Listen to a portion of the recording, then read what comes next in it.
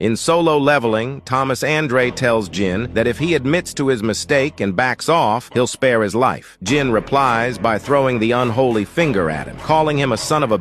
Andre charges himself while informing Jin that he'll regret throwing away his last chance. Aura surrounds the Hunter army as Jin's shadow army advances. Charging forward, the tankers create a shield wall, resulting in a massive light shield forming, blocking the shadow army's onslaught. Bursting through the shadow army, Thomas smashes and slashes through the summons. Standing before Tusk, he bursts off the ground, tearing straight through his head. Commenting on how easy it is, Thomas crashes back down. Noticing Jin Woo, he dashes forward. However, sliding in his path, Thomas yells for Tank to get out of his way as he sends the shadow flying. Nowhere to be seen, Jin emerges at his back, slashing at his ribs. However, they can't pierce Thomas's skin. Surprised, Jin is hit with a back fist that sends him flying. Telling Jin not to underestimate national rank hunters, he uses his telekinesis to pull Jin in, telling him to despair at the difference in their power. But Jin activates his own telekinesis, freezing Thomas in place. Questioning what the hell is going on, as it seems like Jin is trying to keep him in place. Realizing that he is going on the offensive, even though Thomas is pulling him in, Jin punches him in the face, sending the national hunter rocketing. Questioning if Jin made him bleed, Thomas gets his footing. But Jin dashes forth, mocking his previous statement. Hitting Thomas with a barrage from all angles, he says he'll start taking this seriously, activating Reinforce. Meanwhile, as the Hunter Bureau makes their way to the scene,